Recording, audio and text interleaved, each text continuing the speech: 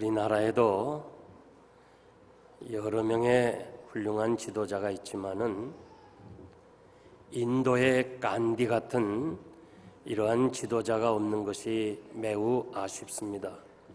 수년 전에 인도에 선교 갔다가 간디의 무덤을 찾아가 보았습니다. 지금도 계속해서 사람들이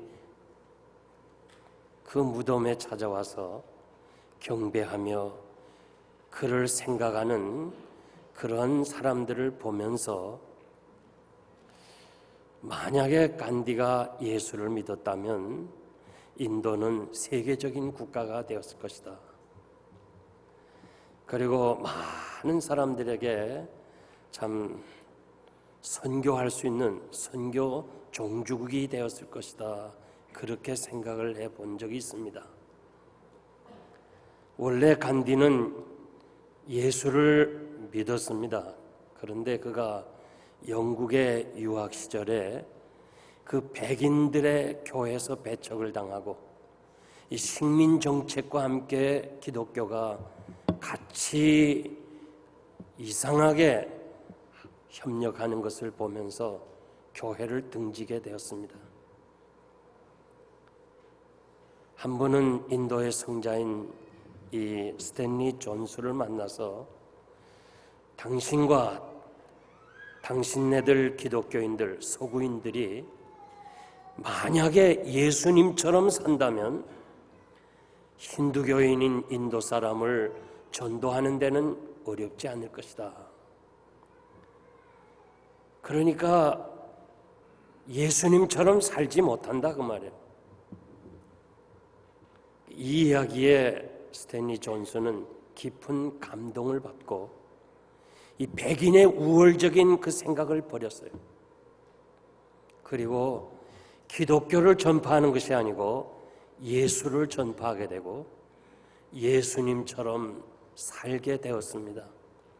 그래서 인도의 많은 사람들이 스탠리 존슨을 통해서 주님 앞으로 돌아오는 구원의 역사가 있었고 지금도 세계 선교사 파송의 제3번째 나라가 됐습니다. 복음 전파는 우리의 삶이 중요합니다. 우리가 진정으로 삶의 모습을 통해서 예수 그리스도를 전하는 것입니다. 우리가 예수사랑 초청주의를 21번째 맞이합니다. 계속 하게 되다 보니까 또 계속 전도에 대한 설교를 들으면서 전도하라, 전도하면 된다 이런 말씀을 들으면서 아마 여러분들이 하도 많이 들어서 마음에 와 닿지 않을 수도 있습니다. 전도 폭발이나 새생명 훈련 받은 사람들은 그분들의 그 간증을 들어보면 나는 전도 못한다, 전도는 은사 받은 사람이 한다 그렇게 생각했다가 이 훈련을 받은 후에야 나도 전도할 수 있다는 사실을 깨달았다는 그런 이야기를 많이 들었습니다. 전도는 특별한 사람이 하는 것이 아닙니다. 누구나 할 수 있는 것입니다. 이 예수사랑 초청주일이 여러분과 관계가 되기를 바라요. 나와 관계가 있어야 됩니다.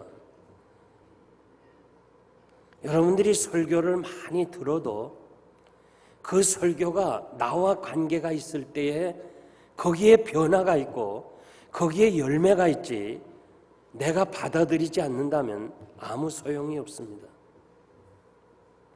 하나님의 말씀이 여러분의 생각과 삶을 지배해야 변화가 일어나고 열매 맺는 줄 믿습니다. 왜 우리가 전도해야 되느냐? 하나님의 뜻을 이 땅에 이루기 위해서 그렇습니다. 예수님도 누가복음 4장 43절 44절 보면 내가 다른 동네에 가서 하나님의 나라 복음을 전하여 하리니 나는 이 일로 보내심을 입었느니라. 갈릴리 여러 회당에서 전도하시더라고 말씀합니다. 예수님이 이 땅에 오신 것은 하나님의 뜻을 전하기 위해서 오셨는데 그것이 바로 전도하기 위한 것이라고 말씀하고 계십니다. 우리가 이 사실을 잊어서는 안 됩니다. 하나님께서 어떻게 이 세상을 구원하시기를 원하십니까? 우리를 통해서, 여러분을 통해서 하나님이 이 세상을 구원하시기를 기뻐하신다고 말씀해 주었습니다. 그래서 주님이 이 땅에 오신 것은 복음을 전하기 오셨고, 공생에 시작하면서 회개하라 천국이 가까웠느니라고 말씀하시고, 마지막 십자가상에서 다 이루었다. 그리고 부활하셔서, 죽으시고 부활하셔서 제자들에게 이 복음을 전해달라고 부탁을 하셨습니다. 주께서 열어놓은 천국을 우리는 믿음으로 들어가는 것이고, 천국은 나 혼자 가는 것이 아니고 같이 가야 할 곳입니다. 인생의 삶이 하나님을 영화롭게 하고 하나님을 기쁘시게 하는 것이라는 거 여러분 잘 알아요. 왜 살아야 하느냐? 왜 우리가 이 땅에서 힘들고 어렵지만은 왜 살아야 하느냐? 삶의 목적은 하나님을 영화롭게 하기 위해서라고 그랬습니다.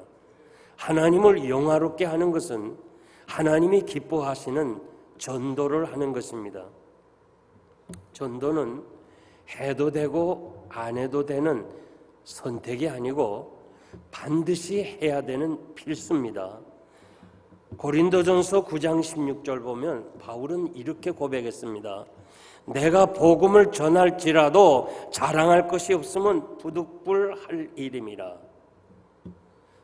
바울은 사명감을 얻어서 복음을 전합니다. 항상 그도 즐거운 것은 아닙니다.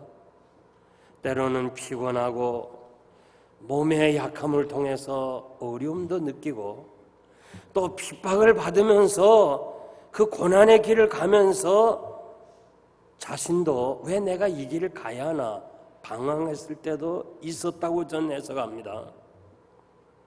내가 그냥 예수 믿고 신앙생활 잘하고 그리고 천국 가면 됐지 그렇게 생각할 수도 있었습니다. 그러나 사도 바울은 억지로라도 부득불 내가 이 일을 해야 된다는 거예요. 왜냐하면 하지 아니하면 내게 화가 임한다는 거예요.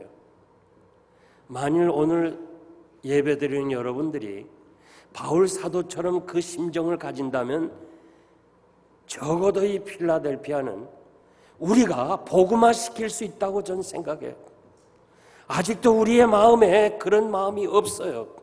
나만 예수 믿으면 됐지 않은 그런 마음을 우리는 고쳐야 할 것입니다. 사도 바울의 그 심정을 우리가 깊이 이해해야 됩니다. 지난 주간에 집사님 한 분이 아들이 대학을 가기 위해서 기도받으러 왔습니다. 같이 기도하는 가운데 4년을 장학금을 받았다는 얘기를 했습니다. 얼마나 기뻐하시는지 그 소식을 들은 저도 기뻤어요. 저는 목사로서 성도들의 기쁨이 나의 기쁨이에요. 어렵고 힘들지만 하나님이 그렇게 교회 봉사하고 섬기더니 4년 장학금을 받고 간다 할 때 너무 기뻤어요. 우리가 이 장학금 받은 소식도 전하는데 이 생명의 구원에 영원히 사는 이 복된 소식을 여러분 혼자 간직하면 되겠어요? 이스라엘 백성들이 아람 군대에 포위를 당합니다. 그 성 안에 음식이 다 없어졌어요. 얼마나 먹을 것이 없었으면은 어머니가 자기 아들을 삶아 먹어요.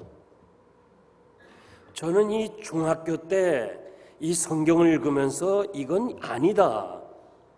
어떻게 사람이 그것도 어머니가 자기 자식을 잡아먹을 수 있느냐. 이게 무척 궁금했어요.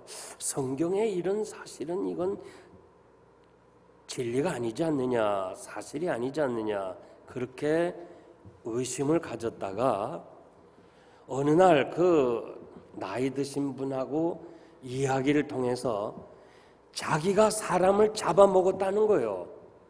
그래가지고 깜짝 놀라서 어떻게 그런 일이 있었냐 그러니까 6.25 전쟁 때 7명의 포위망 속에 갇혔답니다. 그래서 열흘을 굶으니까 열흘을 굶으니까 사람이 사람으로 보이지 않더래요. 먹을 것으로 보이더래요. 그래서 7명이 서로 상대를 보고 있다가 그 중에 한 사람이 약해서 좀 쓰러지니까 누가 말하지도 않아도 6명이 달라붙어서 한 사람 잡아먹었대요. 하여간 믿거나 말거나 나는 그분이 얘기를 그렇게 해서 들었어요. 그래서 나는 이 사마리아 성에 사람들이 아이를 잡아먹었다는 거 그건 맞는 말이구나. 중학교 때 그렇게 이해를 했어요. 그 사마리아 성 밖에 문둥이 4명이 배가 고파서 견딜 수가 없어요.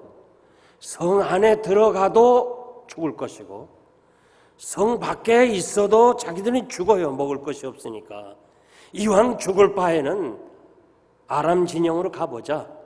거기서 얻어먹다 죽자. 또 죽이면 죽고.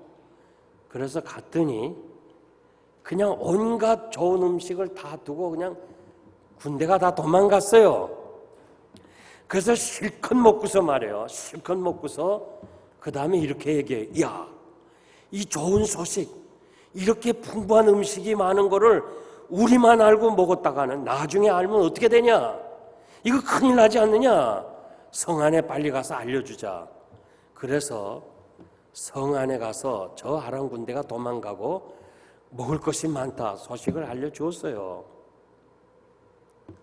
여러분, 우리가 복음의 이 기쁜 소식을 전하지 않으면 에스겔 선지자는 그 핏값을 우리에게서 찾겠다고 그랬어요. 무서운 말씀이죠. 내가 전해줘야 될 상대가 나 예수 모릅니다, 몰라서 내가 못 믿었습니다 할 때는 그 전해줘야 될 사람이 전하지 않은 그 핏값을 그에게서 찾겠다고 말씀하십니다. 사도행전 4장 12절 보니까 다른 이로서는 구원을 얻을 수 없나니 천하 인간에게 구원 얻을 만한 이름을 우리에게 주신 일이 없음이니라. 예수 그리스도만이 유일한 구원자이심을 믿습니다. 예수 그리스도만이 생명의 길이요 진리요 우리로 하여금 영생을 얻을 수 있는 길입니다. 주님이 부활하시고 제자들에게 마지막 부탁하신 명령의 말씀, 이 복음을 전하라. 이 말씀은 지상 명령입니다. 꼭 해야 되는 말씀입니다. 오늘 말씀을 전하라 하시면서 그냥 말로만 하시는 것이 아니라 감당할 수 있는 은혜도 주셨어요. 여러분, 주의 일은 그냥 명하시는 것만 아니고 감당할 수 있는 은혜도 주시는 줄 믿습니다. 그러므로 우리가 주의 일은 내가 하는 것이 아니고 하나님이 함께 하시는 하나님의 도구로 쓰임받는다는 것을 기억하고 오늘 주의 분부하심을 따라서 하신 말씀, 이 말씀을 하시면서 3가지 저들에게 주신 말씀이 있는데 첫째는 복음을 주셨어요. 주님이 제자들에게 이렇게 말씀합니다. 내가 너희에게 구약의 모세의 율법과 선지자의 글과 시편에서 하신 말씀이 나를 위해서 하신 말씀이라 했는데 너희들이 잘 못 알아들었지. 그런데 십자가에서 죽으시고 부활하신 그 모습을 보이면서 이제야 믿겠니? 내가 말한 것을 이제야 깨닫겠니? 모든 구약의 말씀이 나를 향해서 하신 말씀이다. 그렇게 전할 때 제자들이 비로소 깨달았다는 거예요. 여러분, 성경에 나오는 모든 말씀은, 사건은 예수 그리스도를 예표하고 있어요. 우린 구약에서 예수 그리스도를 발견해야 돼요. 구약의 사건에서 예수님을 우리가 알아야 돼요. 구약이 뭐예요? 오실 예수님에 대해서 말씀하신 거예요. 신약은 뭐예요? 오신 예수님을 말씀하신 거예요. 계시록은 뭐예요? 다시 오실 예수님을 말씀하시는 거예요.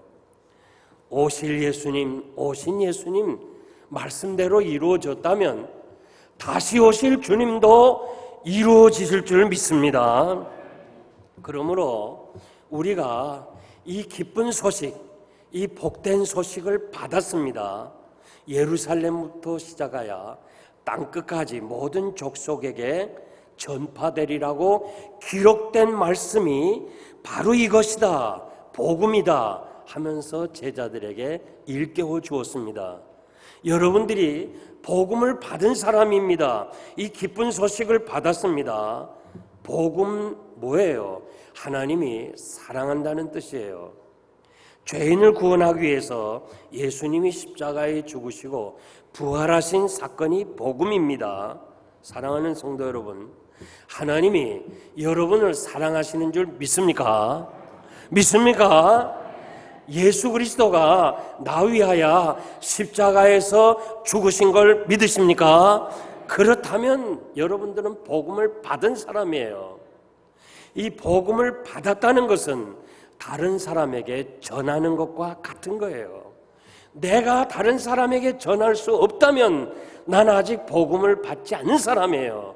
주님이 하신 말씀이에요. 너가 복음을 받았느냐? 그러면 예루살렘부터 시작해서 땅끝까지 증인이 돼야 된다는 거예요. 코카콜라 회사는 자기들의 그 전략이 뭐냐? 전 지구촌에 사는 사람을 다 마시게 하겠다는 거예요. 그래서 유엔에 가입된 나라보다도 코카콜라가 들어간 나라가 더 많아요. 불과 120년 정도 되었는데 매 초마다 4만 명이 코카콜라를 마시는데도 그것이 부족해서 전 세계 사람들이 코카콜라를 다 마시게 하겠다. 그것이 저들의 이 판매 전략이에요. 2000년의 기나긴 세월에 이 생명을 살리시는 생명의 양식, 생명수, 마시면 다시 목마르지 않는 정말 행복이 찾는 기쁨이 넘치는 이 복음의 메시지가 아직도 예수를 알지 못하고 듣지 못한 미전도 종족이 수억에 해당되는 거예요. 부끄럽지 않아요? 오늘도 코카콜라는 판매 전략을 짜고 있어요. 사실 코카콜라는요, 몸에 안 좋습니다. 복음은 몸에 좋습니다. 아는 사람만 아세요. 돌아가신 주기한 박사는 코카콜라는 독약이다, 나한테 그렇게 얘기를 하더라고요. 여러분, 우리가 생명의 양식, 영원한 구원을 얻는 이 생명수, 이 복음을 여러분들이 받았으니까 나가서 전하시기를 바랍니다. 두 번째, 증인의 사명을 주셨습니다. 48절 보니까 주님은 제자들에게 너희들은 이 일의 증인이라, 복음을 전하는 일의 증인이라, 내가 죽었다가 다시 산 것을 보았으니 너희가 이 사실을 나가서 전하라는 거예요. 증인이라는 말은 복수로 말할 때는 말티레스라고 그래서 순교자라는 뜻이에요. 우리 역사를 보면 이 복음을 전하다가 많은 사람이 죽었습니다. 지금도 오늘 이 시간도 세계 도처에서 복음을 전하다가 생명을 내놓은 사람들이 얼마나 많이 있어요. 우리가 순교는 못한다 할지라도 전도는 할 수 있어야 되잖아요. 이 일의 증인이라는 말은 제자들에게만 하신 말씀이 아닙니다. 제자들에게만 했다면 성경에 기록할 필요가 없어요. 우리에게 주신 말씀이에요. 성경은 언제나 시제가 현재입니다. 오늘 이 시간에 하나님께서 이 부족한 사람의 입술을 통해서 여러분들에게 여러분은 예수의 증인이다, 나의 증인이다 이렇게 말씀하시는 거예요. 제자에게만 받는 것이 아니고 여러분들에게 주신 말씀으로 받으시기를 바랍니다. 신자가 되었다, 성도가 되었다 이 말은 소명을 받았다 하는 말과 같습니다. 내가 지금 신앙생활을 잘하고 있는가? 내게 주신 소명에 대해서 어떻게 반응하고 살고 있는가? 나는 하나님의 영광을 위해서 살고 있는가? 내 자신을 한번 평가하는데 가장 중요한 일은 내가 지금 전도하고 있는가? 이 사실을 물어보면 알아요. 내가 전도하지 아니하면 아직도 나는 하나님이 나를 향하신 그 소명에 충성하지 못하고 있는 거예요. 물이 바다를 덮음과 같이 여호와를 아는 지식이 온 땅에 충만하게 될 때에 주께서 영광 중에 다시 오실 것이에요. 우리의 사명이 있다면 주님의 그 재림을 앞당겨야 될 사명이 있어요. 어쩌면 나는 내 살아생전에 주님을 만나겠다는 그런 심정을 가지고 이 복음의 증인이 되는 사명을 감당하시기를 바랍니다. 내가 전도 현장으로 가지 못하고 선교 현장으로 가지 못한다 할지라도 이번 기회만, 이 예사초 기간만이라도 여러분의 삶의 현장이 전도 현장이 되기를 바라요. 듣든지 아니 듣든지 예수 믿으십니까? 예수 믿으세요. 여러분, 예수 믿으세요. 예수 믿으십니까? 이렇게 물어서 무슨 저 완악한 사람이 예수 믿겠나? 그렇게 전도지 주고서 한아름이나 아시 앞에서 전도지 준다고 저 완악한 사람이 돌아오겠나? 그건 쓸데없는 일이라 걱정하는 사람은 교만의 걱정이에요. 우리가 그 사람을 데려올 수는 없어요. 예수 믿게 할 수는 없어요. 다만 우리가 할 수 있는 것은 예수 믿으라, 전도지 줄 수 있는 거예요. 거기까지예요. 나머지는 하나님이 하시는 줄 믿습니다. 우리가 이렇게 완악한 사람들에게 무슨 말을 해서 저들로 하여금 하나님 앞에 돌아오게 할 수 있겠습니까? 다만 우리는 예수 믿으라, 이건 생명의 씨앗이고 복음의 씨앗이고 살아있는 하나님의 능력이 되기 때문에 예수 믿으라 하는 이 순간, 이 자체 하나만 가지고도 결실의 그 기쁨을 여러분들이 느낄 수 있고 맛볼 수 있는 날이 올 것입니다. 그러므로 우리가 적어도 증인의 사명을 가지고 순교는 못한다 할지라도 이 복음을 전할 수 있는 이번 기회에 여러분들이 전도지를 가지고 다니면서 만나는 사람에게 예수 그리스도를 전해주시기를 바랍니다.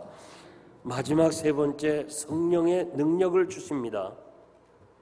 49절 보니까 볼지어다 내가 내 아버지의 약속하신 것을 너희에게 보내리니 너희는 위로부터 능력을 입히울 때까지 이 성을 떠나지 말라는 거예요. 사도행전 2장에 보면 성령이 강하게 역사하십니다.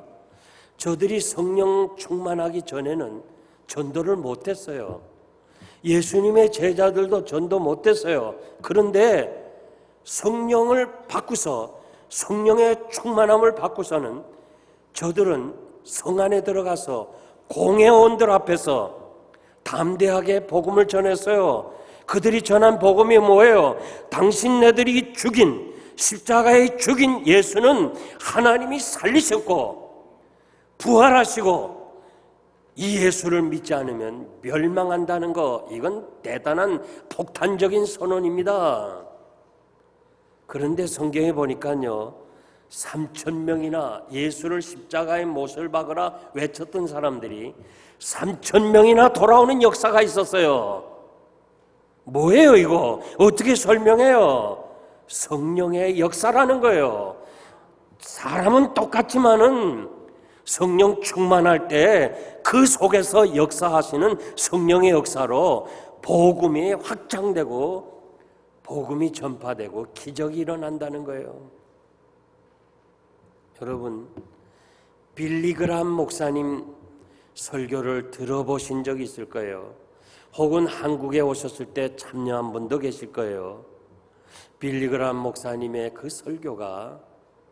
그 설교를 보면서 사람들이 얼마나 그 설교 듣고 은혜 받고 깨닫고 돌아올까, 그런 생각 다 합니다. 그런데 결과를 보면요, 수천 명이 그냥 예수 믿기로 나와 자기가 예수 영접하겠다고 그렇게 소원하는 모습 보면 이거는 성령의 역사가 아니고는 도저히 할 수 없는 거예요. 어떻게 사람의 말이 그 완악한 사람들을 변화시켜요? 안 돼요. 고린도전서 2장 4절 보면 내 말과 내 전도함이 지혜에 이 권하는 말로 하지 아니하고 다만 성령의 능력으로 나타내므로 이 말씀을 전한다고 바울 사도도 고백했어요. 여러분, 복음을 전할 때 성령의 능력으로 하는 거예요. 내 말과 내 지혜와 내 경험과 내가 설득을 해서 어떻게 완악한 죄악에 물들은 사탄의 지배를 받은 사람이 하나님 앞으로 돌아올 수 있느냐, 그 말이에요. 그건 안 되는 거예요. 못 하는 거예요. 그러나 우리가 예수 믿으라 전할 때 그 말 한마디 속에 성령의 역사가 함께 하시는 줄 믿습니다. 여러분, 정말 여러분들이 전도해 보세요. 나가서 전해 보세요. 성령이 함께 하시는 것을 체험할 것입니다. 성령은 언제 역사하세요? 우리가 복음을 전할 때 역사하는 거예요. 그래서 저는 전도는 성령의 이 영이다. 전도의 영이다. 생명을 살리는 영이다. 그렇게 해석하고 싶어요. 그러므로 우리는 땅끝까지 이르러 복음의 증인이 되어야 될 줄 믿습니다. 오늘 교회는 경건한 모양은 있어요. 그러나 성령의 능력이 없기 때문에 교회가 자꾸 줄어가고 있어요. 한국 교회가 부흥되어야 이민교회도 부흥되는데 자꾸 줄어지고 있어요. 여러분, 매년 지금 한국에 예배당이 수백 개씩 매몰장에 나오는 거 알아요? 교회당 팔기 위해서 지금 1년만 해도 수백 개가 나와요. 왜 그래요? 왜 그래요? 성령의 능력이 없어서 그래요. 전도하지 않기 때문에 그래요. 전도하면 그냥 무시당한다고 나가질 않아요. 그러니까 결국은 교회가 약해지기 마련이에요. 여러분, 전도할 때 성령의 능력이 함께 하실 줄 믿습니다. 이 능력 체험하시기를 바랍니다. 우리 한국 교회사에 보면 저 황해도 안악이라는 지방에 이 김익두라는 아주 유명한 깡패가 있는데 그 글에 보면요, 사람들이 그 당시 사람이 이렇게 말해요. 저 김익두 저놈은 이 세상에 아무 필요 없는 놈이다. 그렇게 생각한 사람이에요. 그런데 그분이 스왈렌 선교사님의 전도를 받고 예수를 믿었어요. 그 완악한 깡패가 어떻게 예수를 믿어요? 무엇으로 설명하겠어요? 이것은 성령의 능력이에요. 그분이 신학을 하고 목사가 돼서 10만 명 이상을 전도했어요. 이건 무엇으로 해석하겠어요? 어떻게 설명하겠어요? 당시에 그 지역에 있는 사람들 다 알고 있는 아주 못된 사람이 예수 믿으라고 전도한다. 믿어지겠어요?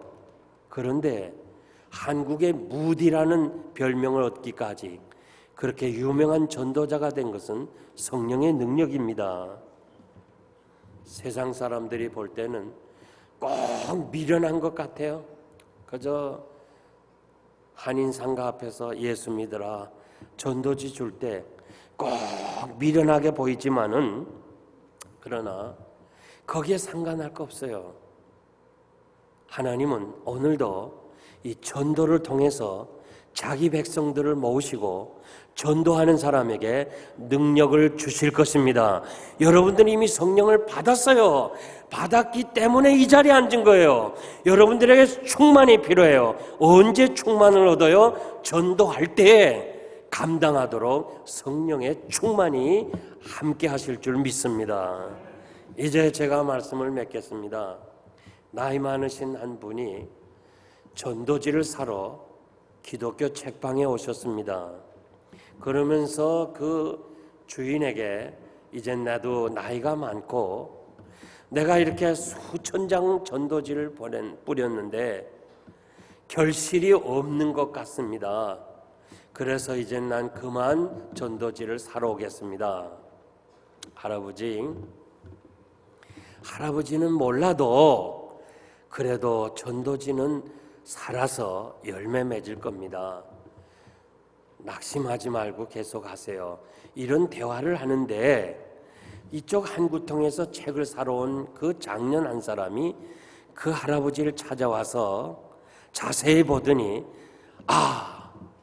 10년 전 6월 25일 오후 6시 30분 안산역 앞에서 나에게 전도지를 주신 분이구나. 그러면서 고맙다고 얘기하면서 그 10년 전에 받은 전도지가 우리 가정을 살렸고 내 동생은 지금 인도에서 선교 사역을 하고 있습니다.